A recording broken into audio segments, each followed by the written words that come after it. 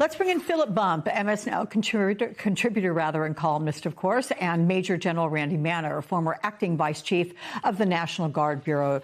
Welcome, gentlemen. So, Philip, a big question today is whether the administration will put boots on the ground, because there are reports the president is quietly considering it, though we just heard him say it's possible if he has a good reason.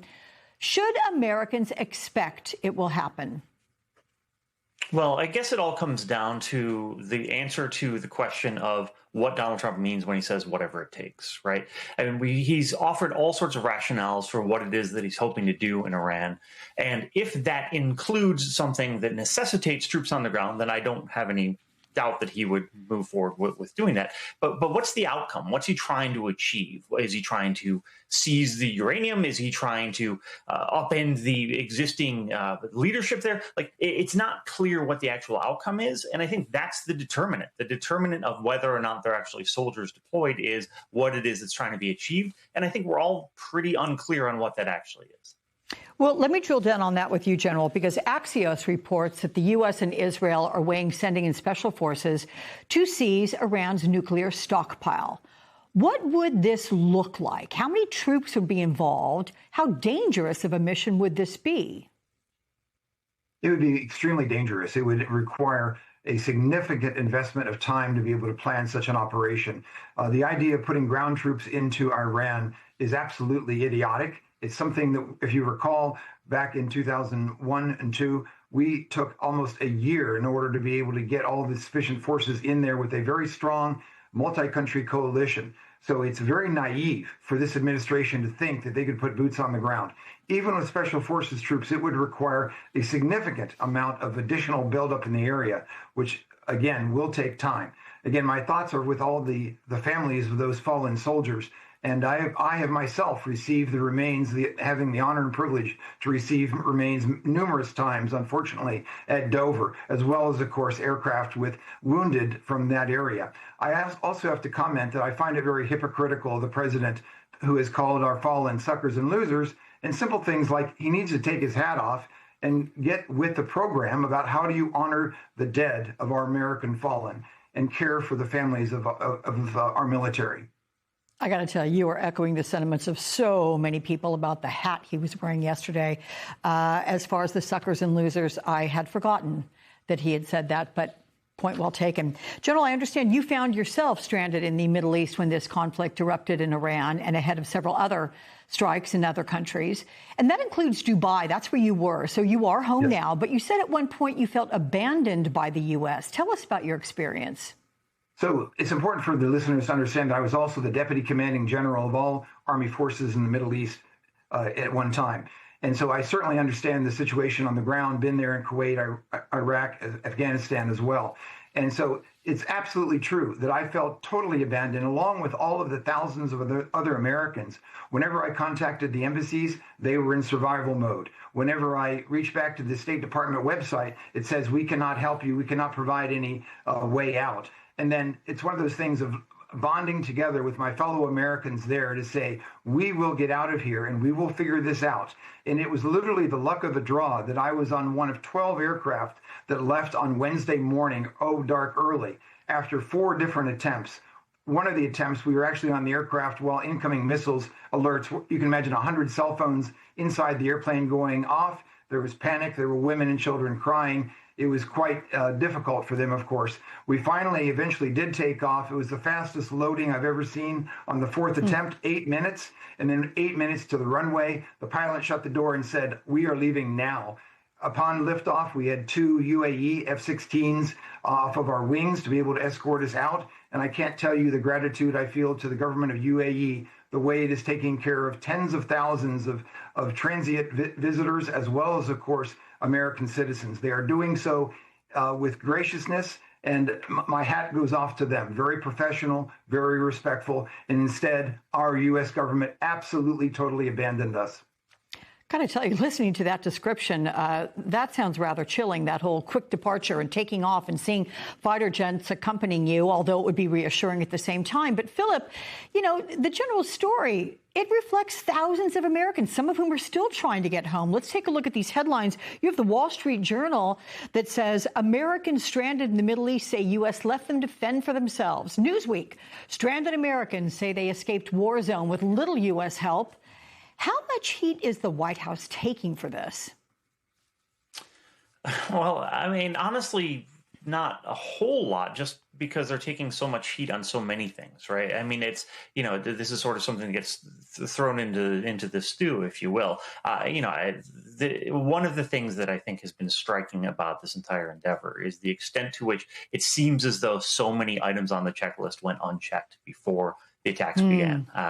From the aspect of making sure that even federal officials, staff, government officials were able to leave the area, to making sure you had the resources in place, to making sure you had a plan of action. Like, all of these things seem to have gone undone, or at least done incompletely before the strikes even began. There's been some reporting that there was an effort to try and move quickly once they had the location of Iran's leader, and so perhaps that was part of it. But this has been something that's been a buildup for months. We've seen vessels move into the region. We've seen aircraft redeployed over there for a long time, and yet there were still these gaps in which what would seem to be very obvious things, I mean, I'm a layperson, what do I know, but would seem to be very obvious things were not actually taken care of in advance.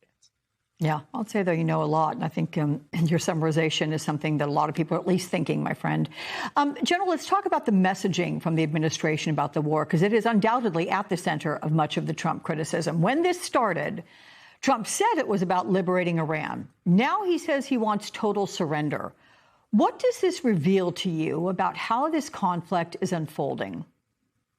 It basically tells me the administration is struggling to be able to explain why we are losing American lives and why we are investing over $1 billion of our taxpayer money every single day in this operation. It is not clear. It almost sounds, listening to some of the first reports from our government, from our administration, it sounded like someone Googled reasons to attack Iran. The only one that makes any sense whatsoever, and I'm not even sure, I think it was very premature, is to prevent the Iranians from developing nuclear weapons. That one I get behind 100%. Beyond that, the idea of doing regime change, the United States is horrible at doing this. And in fact, the administration presently does not understand. You can imagine if we just did this in reverse. If our administration was wiped out tomorrow, there will be people to replace them, and as it should be. And of course, the Iranians would not get a vote on it. In the same way, it is completely naive and actually stupidity to be able to imply that our president or anyone else is going to tell the Iranians who their leaders will be. I think this is just a breakdown of our federal government. It is, again, something where they lack the experience, they lack the idea of serving our country and our national interests. And this is something that is just incomprehensible for me as a person who's devoted 36 years of my life to the service of our country. General, when you say that a legitimate reason for going after Iran would be to wipe out their nuclear ambitions for a bomb or any sort of attack energy, if you will, didn't we do that in the 12-day war in June last year, 8 months ago? I mean, you're smiling, but we were told that had been done. Obliterated, I believe, was the word the president used. And now we're back. Yes. So my question is, how long until we have to go back again? Is that possible? Well, it is, of course, possible because of this president who is allegedly the peace president, who has been attacking numerous countries and has already threatened Cuba and other countries with additional military assaults. I mean, clearly this is the war president, no matter what the people who voted for him believe. And he's acting out in that manner. So I think that to predict what this president would do is not possible, because he's not following any kind of protocol that reflects either the national defense strategy, which, as Senator Kelly highlighted, Iran was not on the radar whatsoever. And all of a sudden, because the Israeli prime minister said, we're going to do this, that our president went along with it. And the fact that the president denied that, I think thou dost protest too much. That quote falls into line. It's just totally bizarre. It is very disconcerting. And I think we need to demand accountability because we have American lives on the line right now of our military. Our military families are very concerned about them. And of course, we can't forget all of the other lives that have been lost on all sides in terms of civilians, which is extremely sad and it's a tragedy. Philip, last word to you on all this, and I guess it sums up this way. Has the horse left the barn? If it was actually about just getting rid of nuclear weapons and the capability of Iranians to produce them, is that not it anymore? That's it? Well, who knows? I mean, to the general point, like it's not really clear what they're going to do. It's also incredibly important to note that there was an agreement that existed between Iran and the United States that was signed under Barack Obama, which Donald Trump reversed during his first term in office, and established the situation whereby Iran had the capacity to continue to build out a potential nuclear arsenal. So this is also something that is to some extent of Donald Trump's own doing. There's so many question marks, and I think the real question for Americans is not, does the White administration know what it's doing? It's, does the administration know that it doesn't know what it's doing? Because there's every indication that they are as uncertain about what is happening moving forward as are the rest of us. Philip Up, General Randy Manner. Thank you, gentlemen, both of you.